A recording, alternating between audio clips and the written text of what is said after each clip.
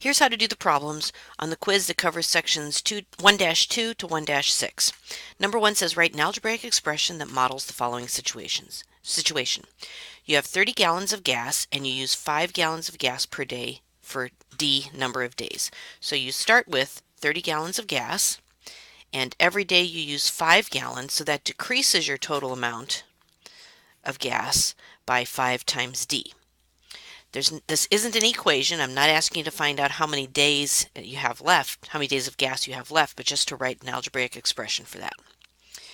Number 2 says evaluate this expression for x equals -2 and y equals 3/5.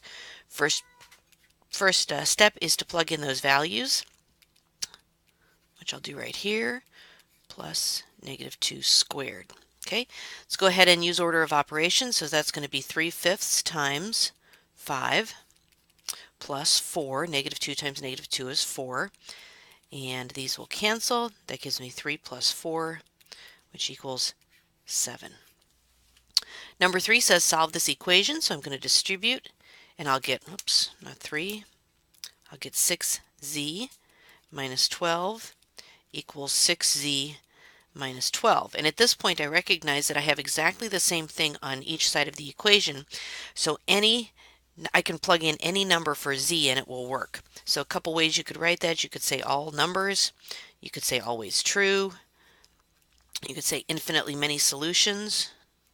But basically the idea is that you can plug in any number for z and that equation is always going to be true. Number 4. Lisa and Beth have babysitting jobs. Lisa earns $30 per week and Beth earns $25 per week. In how many weeks will it take them together to own a total of $275?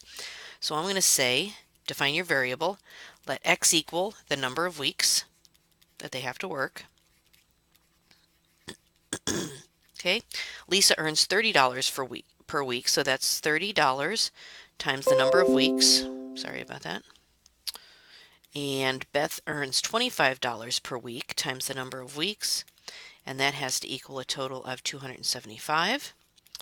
Combining like terms and dividing by 55, x is equal to 5 weeks. So it takes them 5 weeks together to earn $275.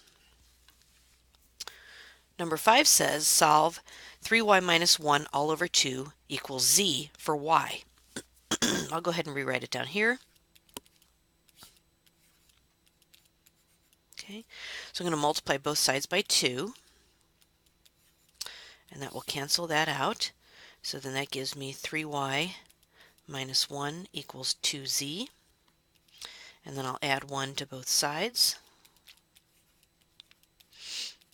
and then dividing both sides by 3, I get y equals 2z plus 1 all over 3. Number 6 says solve this basic inequality. So I have 25 minus 2x is greater than or equal to 33. So my first step will be to subtract 25 on each side. And that gives me -2x equals 8. And dividing by a -2. Remember, when you multiply or divide an inequality by a negative, you have to flip the sign. So my greater than or equal to turns into a less than or equal to -4. Number 7, this one's a little bit tricky. So it says the width of a rectangle is 4 centimeters less than its length.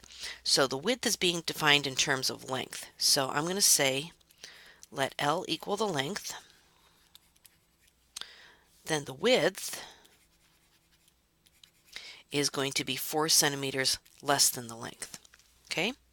Remember that the formula for perimeter, when it says its perimeter is at most 48 centimeters. So the formula for perimeter is 2 times the length plus 2 times the width. And I know that it says the perimeter is at most, so it has to be less than or equal to 48. So I'm going to go ahead and plug that in here. So my perimeter, so I'm going to do 2 times my length plus 2 times the expression I have for my width, which is L minus 4. That's my perimeter. That has to be less than or equal to 48. So distributing and combining like terms, I'll get 4L minus 8 is less than or equal to 48.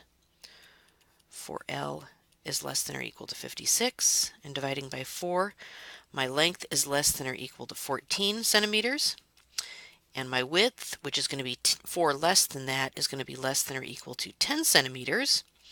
And I didn't realize when I wrote it, I actually probably need to do something like this, because your length has to be greater than 0. But I would have accepted this as an answer. Realize you can't have length and width of a rectangle be 0 or a negative number. Okay, number 8. So here we have an absolute value equation, and the tricky part of this one is on the right-hand side of the equal sign, I have an expression, not just a number.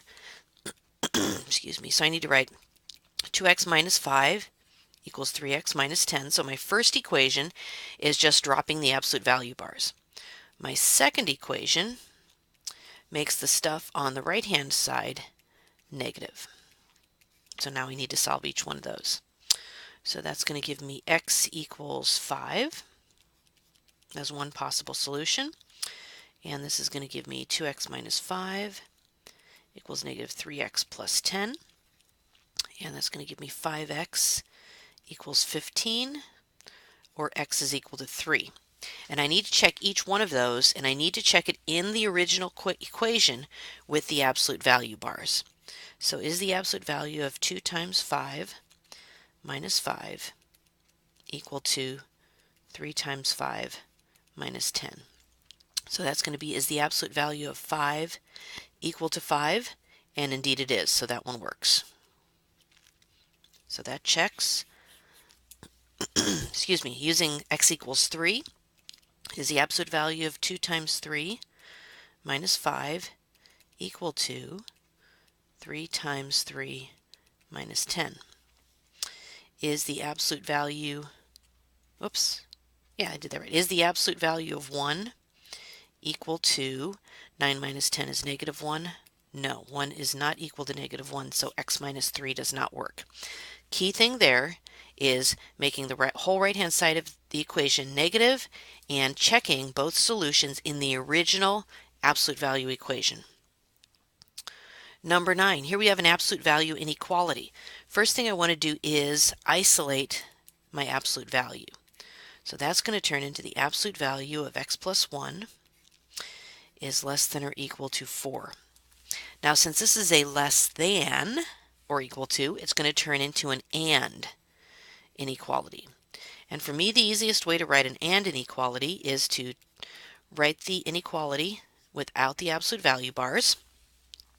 Whatever sign I have here, put it in front, and whatever number I have here, make it negative and put it there. Now I have an and inequality that I can solve, and remember my goal is to get just to get one x right in the middle. So negative 5 is less than or equal to x, which is less than or equal to 3. And that's my solution.